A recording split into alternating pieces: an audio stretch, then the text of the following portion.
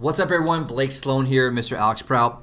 A brand new episode of Agent Success Podcast, and we got a cool topic to talk about today that has to do kind of with that roller coaster of real estate, right? How do you recover from a down month in real estate? How do you recover from a crappy month in sales? We've all seen it. We call it the real estate roller coaster. It's painful. It's bitten a lot of people. And so what that means, like, you all had it. We all been through it. You sell. Holy crap, I got all these pending deals. Boom, boom, boom. All your pending deals get sold. And what happens? Right, you're back down to the bottom. And ultimately, watch the other episode that we're having here close to this one about time blocking and the freedom that kills real estate. But ultimately, there's 5 things you can do to help jumpstart this, right? How do we help put a lifeline back into your business when you have this happen? Really kind of broken into 5 things that we found, is super important to help. And this is true in any business, right? Ultimately. And so the number one thing that you want to do, the first thing that's helpful, is to call old leads. Everyone's obsessed with new leads. The fastest way to help generate some spark in your business, right? Not CPR, but what do they call those paddle things? Defibrillator, whatever it is, right? To spark it back up, to re-jump your business is calling old leads. Now, if you don't have a whole lot of leads, that's a whole different problem that you can't fix, right? You need to be with somebody who's providing you with tons of leads. Go back and watch our previous episode about the mathematics of real estate. You need hundreds of leads, obviously, to be going through. And so you need to have a plethora of leads to survive. If not, reach out to me. I can explain that to you. And obviously, we have a massive amount of leads. We have too many leads. So if you're in a struggle of leads, nothing's going to fix that. If you don't have opportunities that you're in front of right now, nothing's going to fix that. And so just keep that as kind of a side note here. But if you have leads and you're kind of down, number one thing to do is call the old leads. Why? One, because they know who you are. The second part of that really matters is in real estate, there's a very long sales cycle. National studies have shown that online real estate leads have a sales cycle of 12 months or longer in many cases. Now, depending, those would be like search sites. If you're talking about Zillow or Realtor.com, those are shorter sales cycles because they're not forced registration. There's a whole lot of numbers to that. But ultimately, the reality is there's a long sales cycle there. So what most people do is they try to get the now A buyers, right? And they leave all their B buyers to the side. The problem with that, though, is that they're the plethora, the majority of those are B buyers. They're going to take time to think, to watch, to look around and do those things. And so ultimately, make sure you're going in that world to call your old leads. That's so important because some of them may be looking to make a move. And you're going to ask them just a simple question. Hey, look, I'm just calling, hey, so-and-so, this is Blake with Sloan Realtor Group. I'm just calling to see if you found a home yet. That's simple. And then you're going to go back through a script or process of what do you have. Hey, look, how can I help serve you better? How can we help adjust your search for you?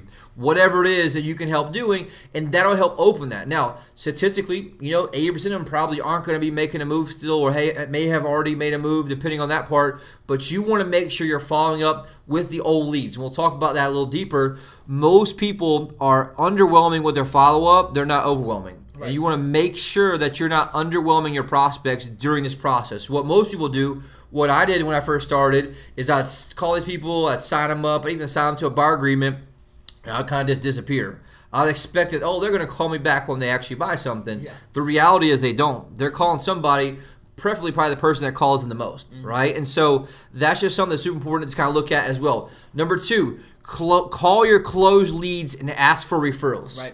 We call this hug calls, right? And so we gather data about our client through that process, favorite sports teams, favorite restaurants, things about their house, kids' names, all that stuff, and you want to make sure you're calling them. Hey, don't call them and say, hey, dude, I need some referrals. You're calling them and say, hey, look, how's the house going? Anything I can do to help you? Anything you need plumbers, electricians, service people, whatever it is. Oh, by the way, who do you know that may be making a move next few months? We're here, our market's heating up, or whatever the market may be doing. I'm looking to help serve some more people. Who else do you know right now that wants a high level of service? And you'd be surprised, there are 1 or 2 things are going to happen. 1, they're going to have somebody's information that they can tell you. Or 2, it's going to basically start that reticular activator in their mind to start looking for people and scanning all their sphere around them. They're going to be watching people on Facebook. They're going to be watching their coworkers. And whoever it may be, that's going to spark off a light. And now they're going to say, hey, look, you got to call so-and-so when you do that. So you want to make sure you're staying in touch with your clients during that process so that you can, 1, have top-mind consciousness with them. I can't tell how many people have called us and say, hey, look, I was going to go with my previous realtor, but I don't even know their name. And that's no joke. I mean, it happens, within 1 or 2 years. And so the reality is, based on statistics, people have good intentions to use you, but most agents don't connect those dots. So number 2 thing to get fast-growing business is call your closed clients and ask for referrals. The other thing that we talk about, this is on a previous episode, the Mathematics of Real Estate, referrals convert at like 80%. A web lead converts nationally like 2 to 4%. And so the chance of you converting that lead are much higher if they're referred by somebody you know in that sphere or you like or know. If you don't have a lot of past clients, call your sphere. Hey, look, so-and-so, best friend growing up, who you know looking to buy or make a move next few months. If you come across somebody, I need you to do me a favor, send them to me, right? And so that's important. What's been your experience kind of with that? It's with referrals, it's all about providing continued value. It's all about being a resource for life, not just sell a house and say goodbye. It's worked well for me. I've had people refer their best friends. I've had them refer themselves back to me to sell the house they bought in the first place. So it's very successful as long as you're providing a value. And that's the one thing that you can spark quickly. I actually just met with a client today to sell his third house. The problem, I made a mistake and I called myself out on this driving there.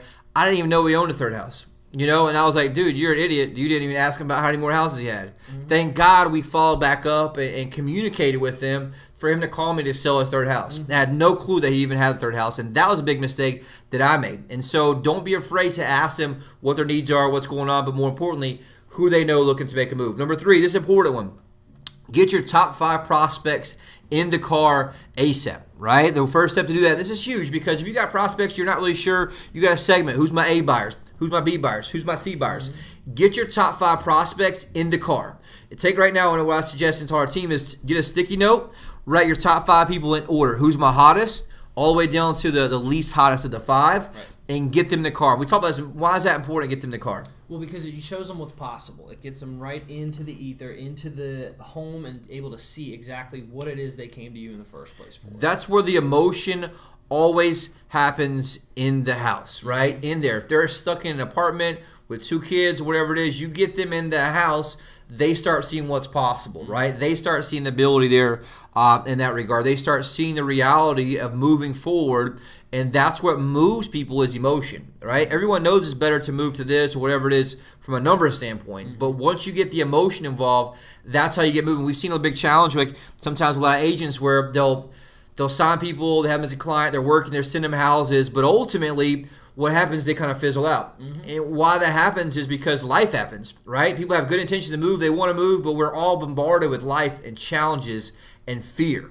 Fear stops a lot of people. That's why you see, my background a long time ago in college sold timeshare. You sold timeshare before too.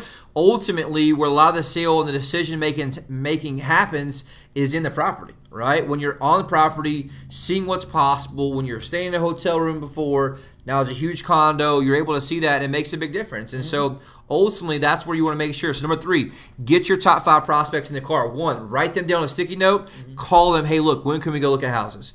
And just go ahead and direct the conversation. Say, look, can you go see property this week? Don't just say, well, hey, you guys want to get together? You got to have certainty. Hey, look, can you meet me on Tuesday, go look at properties? And then do the work, right? Seek 3 or 4 or 5 properties that match your criteria and come to the table with value. Hey, look, I saw 3 new properties listed the past 2 weeks that match your criteria. Let's go take a look at them. They're not going to be like, well, and if they are busy, look, this is serious for you guys. We got to get here and look at these properties, right? And so that's super important. Number 4, send a gift to your client.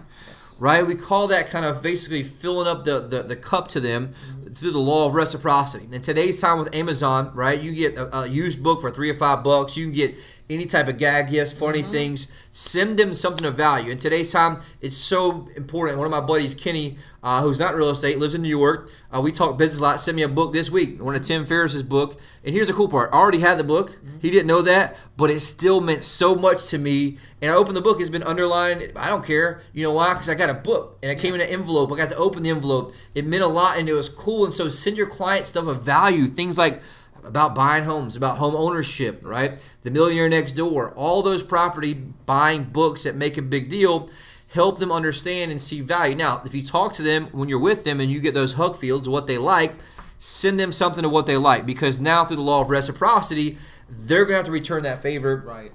AKA going to come back to you, right? But always be providing value. That goes back to what I mentioned earlier. Don't be underwhelming. Don't just fall into the noise of everyone else. You've got to differentiate yourself in this world of hundreds of sites and competition, everything else out there. You've got to be number 5. Five. The most important one is follow up, follow up, follow up. Period. We always say the fortunes in the follow up, but the problem most of that is underwhelming. This is an important, crazy number I saw recently. Is that it takes 17 touches to someone before they become familiar with you in today's time. Right. What's been your experience with that? Obviously, what we train on here. A lot of what we train on here is not only to have the repeated touches, but to, again, provide something of value there, whether it's a property, whether it's something you were thinking about. Follow up all the time and have something to talk about. Don't just call up and say, hey, are you still looking around? Have something like, hey, this is exactly what you're looking for. I just came on the market. This is a great idea for you. When can we go take a look? That's a huge thing that I've seen that's been a problem lately. Just people that say, hey, are you looking to make a move? Mm-hmm. Nope. Are your search still okay? Nope. Say, hey, look, I just sent you the updated market stats. Mm-hmm. Here's what's going on in Myrtle Beach. Here's this really cool new article. We came in the top 4 destinations to move to the United States. Mm-hmm. That stuff that's value. Now, guess what? They're talking to their spouse. Honey, did you know that Myrtle Beach is in the top 10 places to move to? Ranked by CubeLogic, or whoever that recent article was. Mm-hmm. They're actually number 4. And so those are things that are value that I'm bringing to the table there that helps make sure you have that, because you got to make sure that you differentiate to the point where they become familiar with you. And that's the one thing, too, that I kind of had written down, that you got to rewire your brain to remember, understand that they need you.